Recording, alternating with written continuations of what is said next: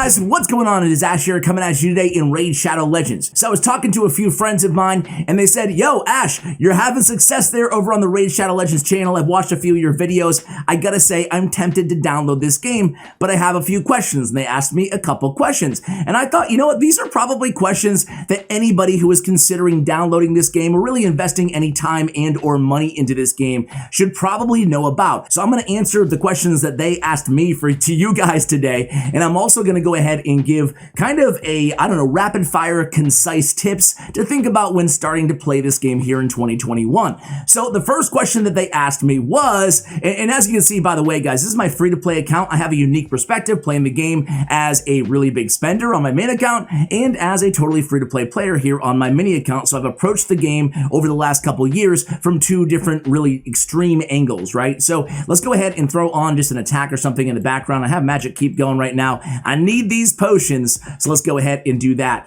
So question number one was, is it too late? I mean, we know that Raid has been out for a couple years now. Is it too late? Am I too far behind? And this is something that I experienced too when looking at a new game. The longer and longer it's been out, the more you're like, well, am I even too far behind the rest of the players is it going to just be like me catching up for a long period of time? And the short answer there is no.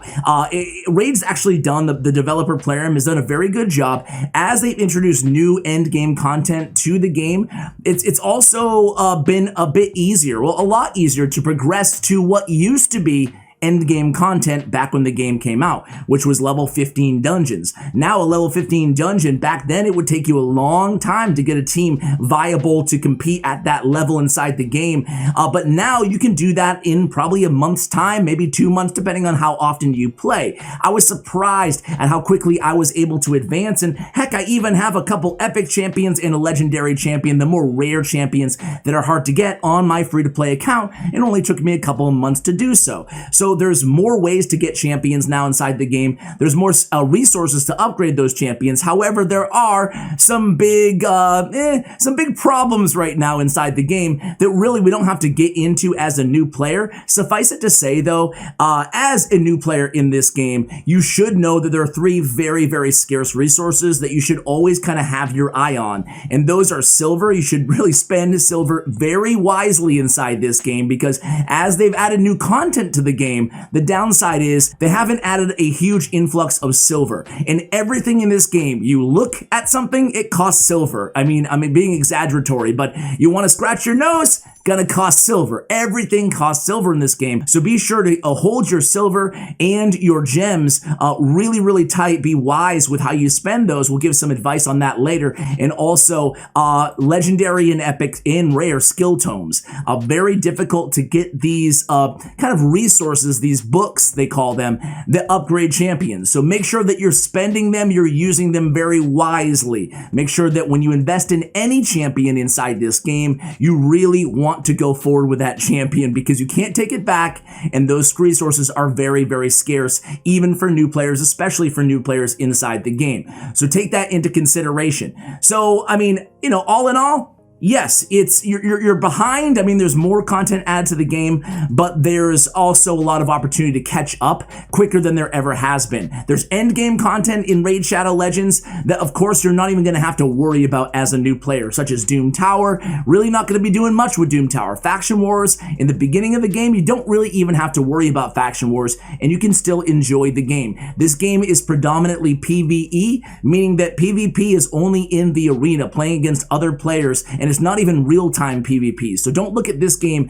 as a PvP game where you're going to be constantly frustrated going against other players and feeling that your account and your champions are inadequate. Of course, you can still compare yourself to other players and feel inadequate, but it won't really affect you because it's mainly, again, PvE. You're going against dungeons, mobs, bosses, etc. All right, so the second question they asked me was, is Raid really that pay to win? You know, let's just go ahead and address the elephant in the room right now, guys. So is Raid pay to win? Short answer, yes and no, okay? So be real with you guys. It is a gacha game. You should not go into Raid Shadow Legends thinking that it is a free-to-play friendly game per se. It's one of those games they're going to throw a billion ads at you every single time you log on your device. They're going to change every day, and they're going to constantly remind you there's plenty of ways to spend your hard-earned cash inside this game. So if you don't like games like that, it's probably not the game for you. With that said, let me give you the pros and the cons to spending and how it affects you in your account inside Raid Shadow Legends. So I love free-to-play. I love this free-to-play account. I was surprised at how enjoyable it is, okay? So again, if you're not comparing yourself to other players who are spending a lot of money, I mean, that could get aggravating. But if you just want to enjoy the game as a total non-spender or a very light spender, you're going to be very, very satisfied with this game. As I said, it's mainly PvE, so you go at your own pace and you just enjoy it. And I will say that surprisingly, there could be a strong argument to be made, having been on both sides of the equation here, that if you're not spending a lot of money in this game, you're actually probably getting more enjoyment in a weird way out of this game, meaning that you have to think more about your champions, think about your team assembly. If you make a mistake, it's difficult to fix. You have to really be strategic in terms of your artifacts, in terms of the gear, in terms of the way that you're building these champions and then pairing them together in a group. It's just more strategic overall. And you just think a little bit outside the box. How can I get the most value out of this artifact, out of this champion team or combination? So it opens up in a weird way more doors strategically, although it closes doors in terms of the ultimate progression of this game. Now on the downside, if you want to spend, $100 a month, let's say, which would be a pretty big spender by any standard in mobile games, you're going to make so much progression based on the time it would take to do that if you spend it wisely. We'll talk about how to spend money wisely if you do want to spend money. And again, I'm not telling you guys to spend money. I'm just saying if you do, you should probably avoid these pitfalls, right? We'll talk about that in a second. But just to kind of finish up my thought there, guys, I do have to address the other side of that coin, right? And that is, you should never ever go into this game under the delusion that you will be a top player in this game or be a member of a top clan in this game if you don't spend money, okay? So if your only goal when playing games is to become the best of the best inside this game, you're not gonna be able to do it as a free-to-play player. You can approach and go into the end game of Raid Shadow Legends. You can clear almost all of the content, except for the hardest, portions of the new update in Doom Tower. But almost all the content you can clear as a free-to-play player eventually, after a year plus of time. And there's a lot of examples of players who have done that. I see those people in my comments all the time as well. You can ascend champions, you can upgrade champions, you can have, dozens of fully maxed champions as a free-to-play player. However, the difference between when you start spending a lot of money, think of the top 1,000 players in this game. They're probably spending, it's hard to say monthly, but overall, they spend sometimes way over $10,000 on their accounts. We're talking $20,000, $30,000 on some of these accounts. So unless you're prepared to spend that much money, again, you should not go into this game thinking that you are going to be one of the top players in the game in PvP, unless you're an all-out whale or you're prepared to do so. And I will not make any, I will not cast any judgment either way. In terms of ways to spend your money, just really quickly here, guys, I told you about the most scarce resources, okay? So make sure you're spending them wisely, and if there's good deals that come around, make sure you pick up, of course, gems and silver and stuff like that. However, silver is farmable. So let's look at things that are not farmable in this game, at least not easily, and that is skill tomes again and sacred shards. Legendary skill tomes and sacred shards are the two most rare resources inside Raid Shadow Legends. So if you ever get a good deal for those, go ahead and consider it again if you are inclined to spend money on this game. Now, in terms of buying gems or converting gems that you get even as a free-to-play player into, how should you spend your gems essentially? Definitely go with XP boosts or go with energy, because when you buy energy with your gems, you can at least convert that into other resources that will help in multiple areas, whether it be farming up food to upgrade your champions, upgrading artifacts, or just getting silver, whatever. You're able to convert that into a resource that you really need to upgrade your champions. And that decision, that autonomy goes into your hands. When you buy energy, you can decide where to spend it. So energy is always a great place to spend. Now, if you are going to spend in this game, guys, usually wait until special events. Right now, it's kind of close to the coming off the tails, I guess, of the second anniversary of Raid Shadow Legends inside this game. So there was a bunch of good deals, and they have them around every holiday, like Christmas and Valentine's Day, and really anniversary specials. It seems like at least once a month there's some sort of a special celebration deal inside the shop. Look out for those deals if you are going to spend, and by all means, save your shards. Any sort of shard except for mystery, so ancient, void, and sacred shards, save them, because occasionally, a couple times a month, usually at this rate, they do double time pull events. So save your shards until you get a double chance to pull an epic or a legendary champion out of those shards. And when you spend money, try to correlate that expenditure to an in-game event or tournament that will additionally reward you with extra prizes or whatever on top of what you're spending. So in other words, if I'm going to buy a bunch of energy, well, maybe there's a tournament going on right now for dragons, for Dragon's Lair that has good rewards. So basically, I'm choosing strategically.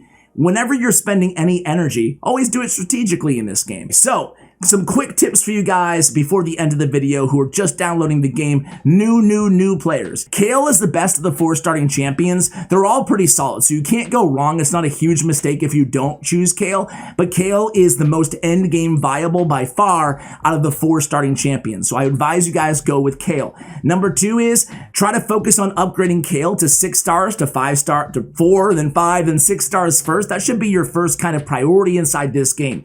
Number 3, build a balanced team. Eventually you want a damage dealer, think Kayle, and then a support champion, and then a debuffer, and then kind of a flex spot as number 4 and 5 on your team. Early on, it's really important to get a champion like War Maiden alongside your Kayle, and then someone to help hopefully keep them alive, like an apothecary if you're lucky enough to pull him, or any kind of healer type champion, support type champion, a champion with a shield, something like that.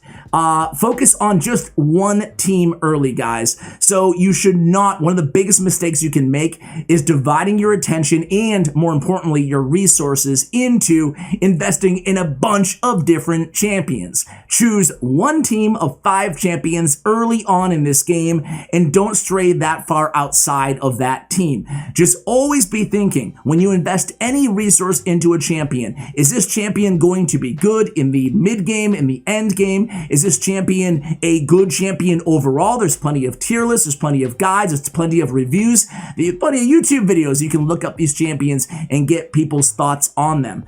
Next up is speed tune your team. I'm gonna make this really simple. When people hear speed tune, sometimes they're like, oh God, I don't want to get that crazy. It's just a game. The biggest thing you want to make sure of, guys, especially for the arena, is that your nuker is going after your debuffer. Because what good is a decreased defense or a weaken or whatever debuff you want to put on the enemy team?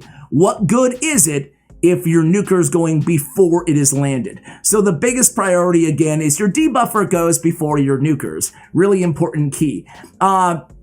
Spend most of your time early on campaign, because when you enter this game in the beginning, it's just so overwhelming. So after you finish the tutorial, just go ahead and focus on the campaign mostly, right? Get as far as you can on the campaign, and then just start kind of upgrading food and start ranking up your champions. I'll link a video for you guys. I'll put it up here if you want to see how to essentially farm food, or the best practices, excuse me, for farming champions up and ranking them up inside this game. Conserve your silver. Everything in this game costs silver, as we said before.